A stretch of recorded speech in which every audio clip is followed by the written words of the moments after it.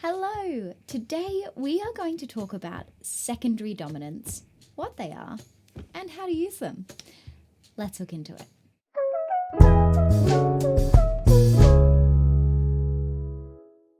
Secondary dominants are simpler than they seem.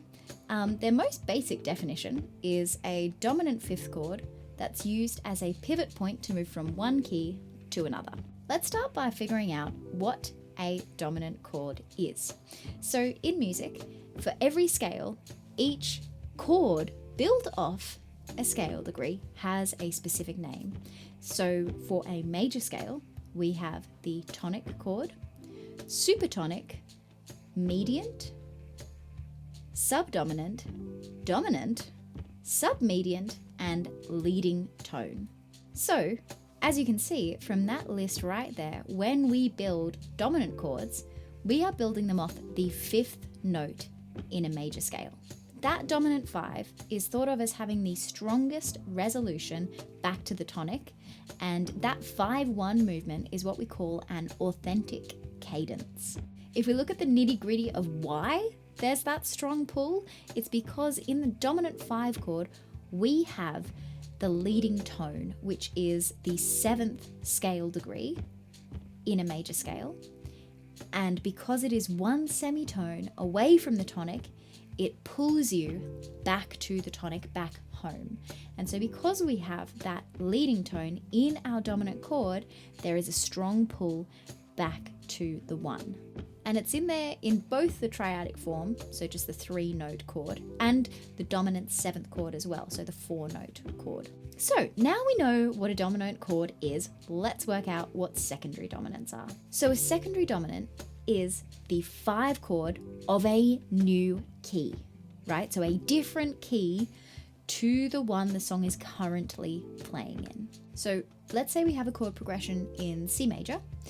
We could use any dominant 5 chord as a secondary dominant other than G, which is the dominant 5 in C. So that wouldn't be a secondary dominant because it is the primary dominant. It's the dominant of the key that we're currently in. But anything else could be used as a secondary dominant. So let's follow through with an example in C major with the diatonic 7th chord. So we'll look at the 4-note chord versions for these examples.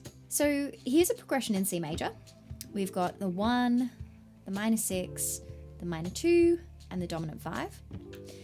If we turn that minor 2, so that D minor 7, into a secondary dominant and change it to D7, so let's turn that D minor 7 into a dominant 7th, because at the moment it can't be a secondary dominant if it is a minor chord. It has to be either a major triad or a dominant 7th. Those would be the two versions of the diatonic 5th chord of the scale. So now we have an authentic cadence with the D7 moving to the G, that 5-1. That D7 is now a secondary dominant, making it seem like G is the new key because we've got that 5-1. We could take this a step further by turning the A minor 7 into another secondary dominant, resolving to D. So if we go A7, turn that A minor 7 into a dominant 7, that then becomes a 5-1 shift from A to D, before the D then becomes a secondary dominant, moving from D to G. So it's like we're stacking secondary dominants almost. Let's get flippin' wild and do it again.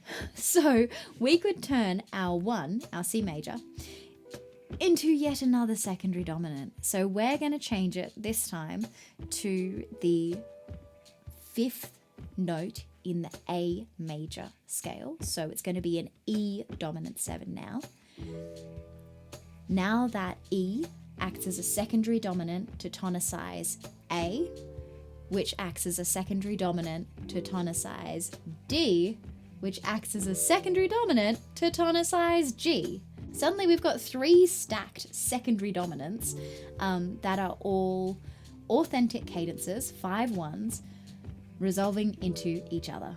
The important thing to know is that when we're looking at these, we talk about them as the 5 of something else. So looking at the D7, we would call this the 5 of 5. Now that is because if we're looking at C major as the parent scale, right? G is the 5th chord of the C major scale that we started in, and D is the 5th chord of that G chord. So we've got the 5 of 5. It's the 5th chord of the 5th chord of the scale. I hope that makes sense. It is not super easy to try and describe that. But if we look at that further, we've got A. That A7 would be the 5th chord of the 2nd scale degree in C major. So D is the 2nd note in C, and A is the 5th note of D major. So it's the 5 of 2. Same again, that E7 is the 5 of 6 because it's the 5th note in A, and A is the 6th note of C major, which was our parent key there. So you've got the 5 of 6. That's a little bit meaty, so don't stress if that doesn't quite make sense yet. Basically, all you need to remember is you need to think about how the chords relate to the original parent key of the song. The most commonly used secondary dominant is the 5 of 5. So if we were in C, the most commonly used secondary dominant that we would see would be D resolving to G. So that 5 of 5, temporarily tonicizing the 5th, so the G. Now, secondary dominants can be used in modulations, but they aren't modulations in themselves because they are firmly rooted in the parent key, the tonic key of the song. You could use a secondary dominant to shift to a new key, but you'd have to follow that secondary dominant movement, that authentic cadence, with a progression that is rooted in the new key, the whatever key you have tonicized. So if we add to that same progression as before, and start in C, we could tack on a C dominant 7 to the end of the progression, change the G dominant to a G minor 7, and modulate to F. If we did that, we're using C as the secondary dominant, right? Because C is the 5th in F. And we've added a little bit extra to that turnaround by making that G a minor, because fundamentally that becomes a 2-5-1 leading into F.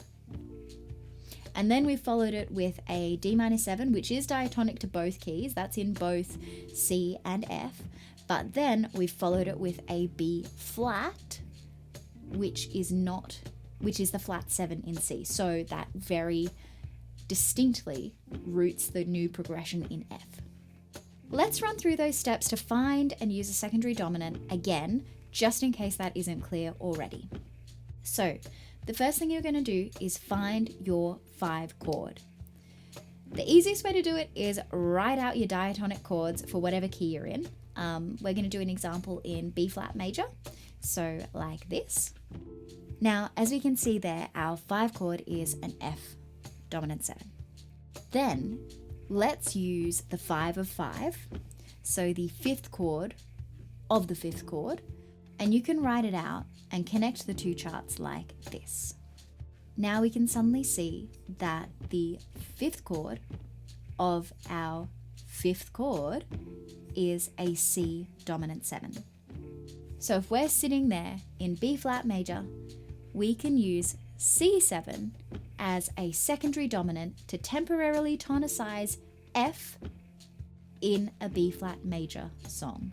Really, you can use these however you want, but the simplest way to get started is in major keys and look at your 5 of 5.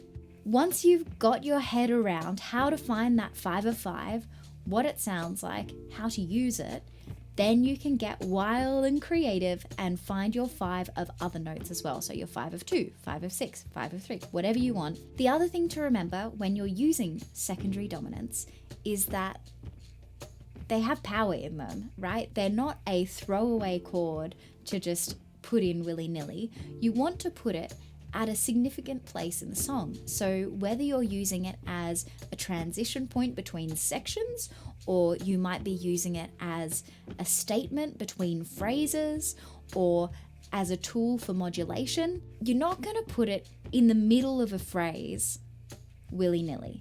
right? It's not going to have the same impact as it could if you're using it deliberately to make a statement in your composition. Here are a few other progressions that use secondary dominants for you to try. They're all in C major, so hopefully that's nice and straightforward for you, but you can obviously transpose them into whatever keys you like. But this is just to get you started and get your ears used to what secondary dominant sounds like and where you might want to use them. I really hope that that has made it clear and given you a bit of understanding of how to use secondary dominants. As we said before, they're pretty meaty, they're pretty juicy, so it can be a lot to wrap your head around, but hopefully that makes sense. Please let me know if you've got any questions at all, and I'll see you in the next one.